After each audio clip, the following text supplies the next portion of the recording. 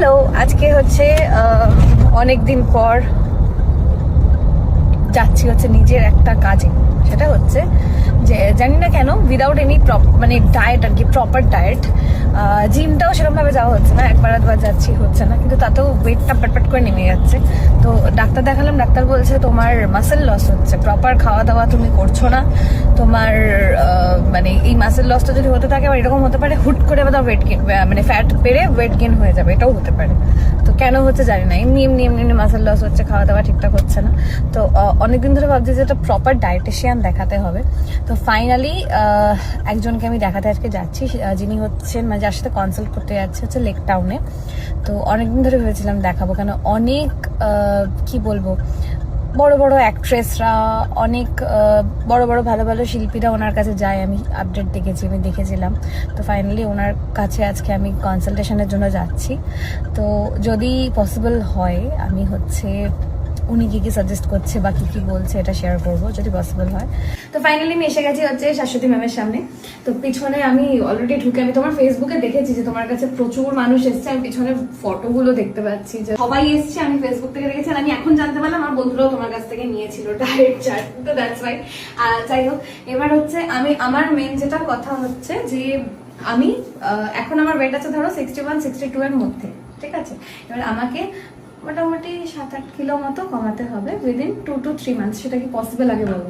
Definitely 2 to 3 months তো অনেকটা মানে বেশি সময় দিচ্ছ আমাকে। আরো আগে হয়ে যাবে, 6-7 কেজি 2 মাসের মধ্যে আরামসে হয়ে যাবে। এবার আমার সমস্যাটা হচ্ছে আমি প্রথমে ভাবছিলাম বোধহয় আমি এমনি রোগা হচ্ছি, ঠিক আছে। মানে আমি হঠাৎ করে দেখলাম যে ওয়েট নামছে। আমার ধরো ফেব্রুয়ারি মাস বা জানুয়ারির এন্ডিং এর দিকে ফটোস বগেরা দেখলে বুঝতে পারবে আমি প্রচন্ড হেলদি ছিলাম, ঠিক আছে। মানে তখন প্রায় 67-68 এরকম ওয়েট ছিল, ঠিক আছে। এবার আমি ভাবলাম ওয়েট লসটা এমনি হচ্ছে, এবার আমি ডক্টর দেখালাম যে কেন হচ্ছে। এবার ওখান থেকে ওটা বেরোলো যে আমার মাসেল লস হচ্ছে, মানে প্রপার একদম সুস্থ ভাবে ওয়েট লস আমার হচ্ছে না। তো আমাকে ডাক্তার ভয় দেখিয়ে দিয়েছে, বলে এরকম যদি হয় তাহলে কিন্তু তোমার আবার হুট করে মোটাও হয়ে যেতে পারো, মানে ফ্যাটটা ধরে নিয়ে তুমি মোটাও হয়ে যেতে পারো। তো তার জন্য হুটোপাটা করে তোমার কাছে আসা। আমাকে এবার বলো যে প্রপার হেলদি ওয়েতে আমার খাবার দাবারের ঠিক থাকে না, কোনো টাইমিং ঠিক থাকে না, কখন বাড়ি থেকে বেরোবো কখন ঢুকবো কিছু ঠিক থাকে না, তারপরেও মেনটেন করতে হবে।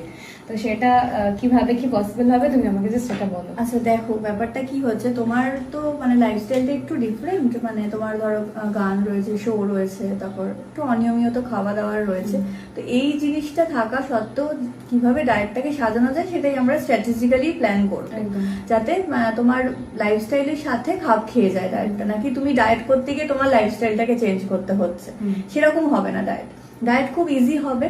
এবং আমি চেষ্টা করব তোমার এই যে শো থাকে, তুমি মানে বলছিলে যে দুপুরের পর থেকে তোমার পুরো বাইরে থাকে, মানে বেরোই ধরো 3:30-4টে দুপুরবেলা, বাইরে ফিরতে ফিরতে কখনো ভোর মানে 5:30-6টাও হয়ে যায়, কখনো খুব কপাল ভালো হলে হয়তো 1-2 আমি বাইরে ঢুকে যাই। এবার ওই পুরো টাইমটা স্প্যানটা আমার বাইরে থাকা। বেসিক্যালি যেটা মানে উল্টোটা, মানে সাধারণ মানুষের যে মানে সকালের যে টাইমিংটা সেটা তোমার আমার রাতের দিকে হচ্ছে।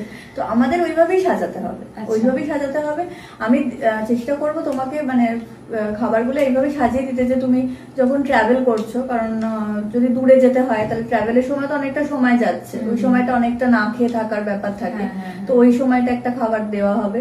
এবার ধরো তুমি শোতে ঢোকার আগে কিছু খেয়ে নিলে, তারপর ধরো তুমি শো এর সময় কিছু খেলে যদি সম্ভব হয়। আদারওয়াইজ শো যখন মাঝরাতে শেষ হচ্ছে কি খাওয়া যাবে, কারণ ওই সময়টাই তো বেশি হাঙ্গার প্র্যাঙ্ক হয়, মানে প্রচন্ড খিদে পাবে, স্বাভাবিক এতটা সময়। তো তখন কি খাও জেনারেলি? আমি না মানে আমার যদি ডায়েটে থাকবো বা ডায়েট করবো মনে করি তাহলে আমি কিছু খাই না, এটা মা জানে। আমার ওই ব্যাপারটা নেই যে আমি ডায়েটে আছি কিন্তু আমার সামনে বসে কেউ একটা মাটন বিরিয়ানি খাচ্ছে আমি খাবো, এটা নেই। বাট কখনো সখনো মানে ধরো খুব ইচ্ছা করছে, এবার ওইটা একটা গন্ডগোল হয়ে যায় রাতের বেলা। এবার যদি তুমি এতটা সময় না খেয়েই তোমাকে সেই না খেতে দিয়ে রাখবো না, তো আমি পেট ভরিয়ে রাখবো, তাহলে সারাক্ষণ কিছু না কিছু খেতে হবে। সারাক্ষণ কিছু না কিছু খেতে হবে না, বাট কিছু একটা যেটা অনেকক্ষণ পেটে থাকবে, সেরকম ভাবে প্ল্যান করো। কটার সময় ঘুম থেকে ওঠো? বাড়িতে যদি 4টে ফিরি মোটামুটি 11টা-11:30 বাজে ঘুম থেকে উঠতে। আর যদি আগের দিন কোনো কাজ না থাকে তাহলে 8টা-5টায় উঠে যাই। ওকে, 8টা-5টা নাগাদ উঠে যাও তুমি। তো দেন আমি ঘুম থেকে উঠে খেয়ে আবার ঘুমিয়ে পড়তে পারি না, সেটা না করাটাই ভালো হবে, ওটা করবো না। তুমি আরামসে বলো না 11টায় ঘুম থেকে ওঠাটা কোনো ক্রাইম না, কারণ তুমি অলরেডি সারা রাত জেগে রয়েছে। হ্যাঁ, ওইটাই। কারণ প্রপার ঘুমটাও তো খুব ইম্পর্টেন্ট না। ঘুম তো এটাই আমার মনে হয় তোমার সাথে হয়েছে। আই থিঙ্ক তুমি দেখো তো রিলেট করতে পারো কিনা আমার কথাটা। এই যে তুমি এতক্ষণ না খেয়ে রয়েছো, তারপর তুমি খাওয়া দাওয়া ভুল হচ্ছে, ডিনারটা হেভি ইনটেক হচ্ছে, তারপর আসছো প্রপার ঘুমোচ্ছ না, একটুখানি ঘুমিয়ে আবার উঠে পড়ছো, খাচ্ছো দাচ্ছো আবার ঘুমোচ্ছো, এরকম স্লিপটা ভীষণ হ্যাম্পার। আর ঘুমাচ্ছি না, আমি দিনে একবারই ঘুমাই ও না। বাবা, তাহলে সারাদিনে আর এখানেই অ্যান্সার লুকিয়ে আছে। হ্যাঁ। তোমার স্ট্রেস হরমোন প্রচন্ড বেশি শরীরে, কর্টিসল হরমোন বেশি থাকবে, এত ঘুম কম, তার মধ্যে তোমার খাওয়া দাওয়া ঠিকঠাক হচ্ছে না, তো স্বাভাবিক মাসেল লস হয়েছে। একদমই ঠিক বলেছেন ডাক্তার। ডায়েটে প্রচুর প্রোটিন লাগবে। প্রোটিন তো নেই মনে হয়, কিছু খাও না। হ্যাঁ, মা ডিম সিদ্ধ করে রেডি করে রেখে দেয়, খাড়ে। আমি না ব্রেকফাস্ট করতে পছন্দ করি না। আমি আর একটা জিনিস বলছি, আমার ব্রেকফাস্ট করতে ভালো লাগে না। ঘুম থেকে উঠে আমার একটু চা দরকার হয়, মানে লাল চা।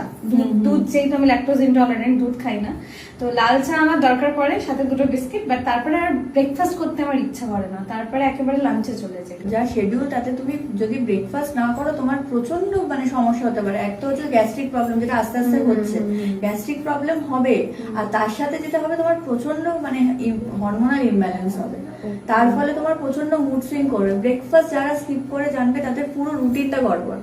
কারণ ব্রেকফাস্ট কতটাই তো বুঝছো যে মানে আমার ফাস্টিংটা আমি ভাঙছি থ্রু মানে খাবার, রুটিনটা এরকম ইররেগুলার ডায়েট। এবার তোমার স্ট্রেস ফ্যাক্টরটাও প্রচুর বেশি, তোমার একটা হরমোনাল ইমব্যালেন্স হচ্ছে, যে সিমটমস গুলো আমরা আলোচনা করলাম, তাতে একটা হরমোনাল ইমব্যালেন্স ডেফিনেটলি আমাদের হচ্ছে। এবার যেটা করতে হবে যে এই যে মাঝে মাঝে এতটা গ্যাপিং হয়ে যাচ্ছে খাবারে, তার জন্য আমি একটা মর্নিং ডিটক্স ড্রিঙ্ক দিচ্ছি। সেই ডিটক্স ড্রিঙ্কটা তুমি খাও। সেটা হচ্ছে জিরে 1/2 চামচ মতো, যেটা গোটা জিরে আমরা রান্নায় ফোড়নে ব্যবহার করি, সেই 1/2 চামচ জিরে, 1/2 চামচ মেথি। আর দারচিনির একটা ছোট স্ট্র্যান্ড, মানে ছোট টুকরো 1 ইঞ্চ মতো, 1 গ্লাস জলে রাত্রে ভিজিয়ে রাখবে।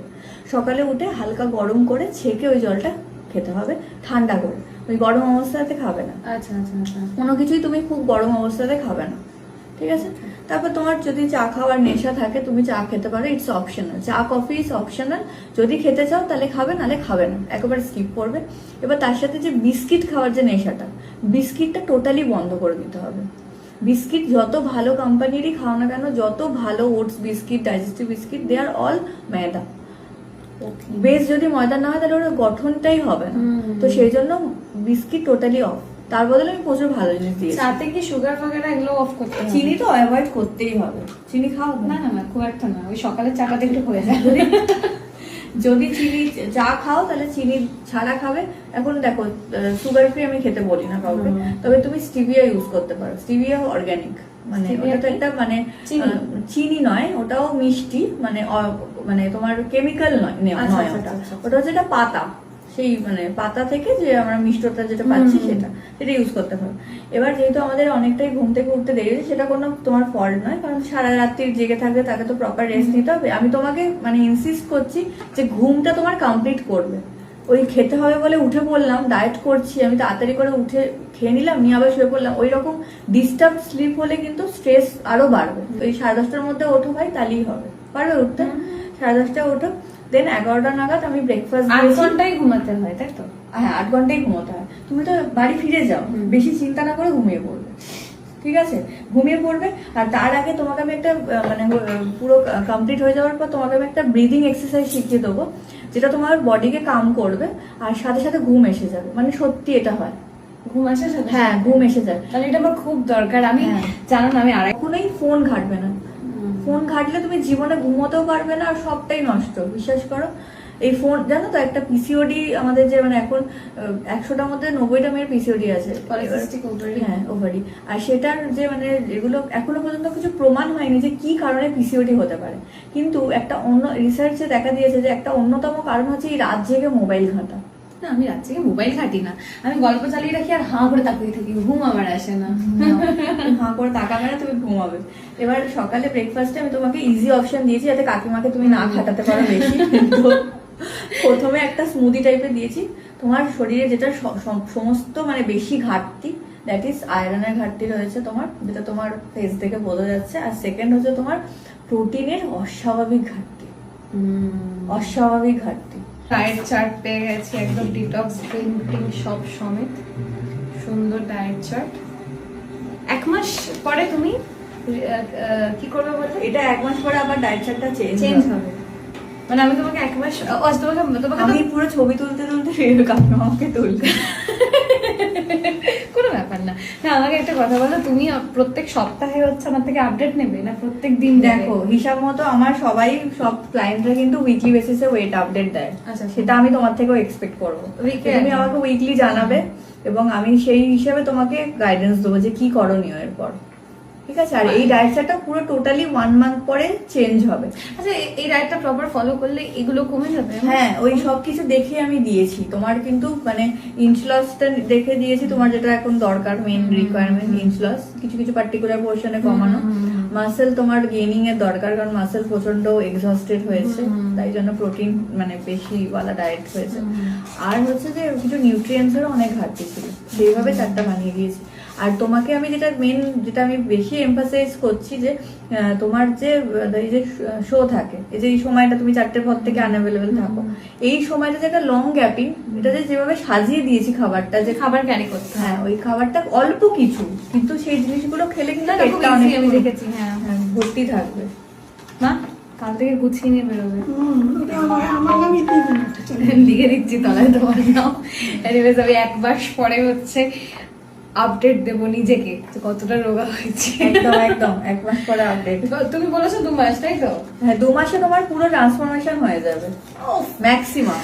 2 মাস পরে ওই গানটা লাগাবো, मैं हीरोइन हूँ বলে একটা ভিডিও ছাড়বো। Already heroine. না রোগা হতে হবে। Anyways thank you so much, খুব ভালো লাগলো না, খুব ইজি, মানে ডায়েট যতটা ইজি হয় সেটা তোমার সাথে কনসাল্ট করলে বোঝা গেল আর কি ব্যাপারটা। আমি তো ভাবছিলাম বোধহয় তুমি এমন জিনিস লিখবে, আমি বলবো আচ্ছা কি করে একটু বলে দাও তো, কিন্তু ভীষণ ইজি, সিরিয়াসলি ভীষণ ইজি। আমি ডায়েটটা রিভিল করবো না, বাট আফটার 1 মান্থ যখন নিজেকে রিভিল করবো, যখন সুন্দর করে এত ওয়েট টেট কমিয়ে, তখন বুঝে যাবে আর কি। Thank you so much. Thank you.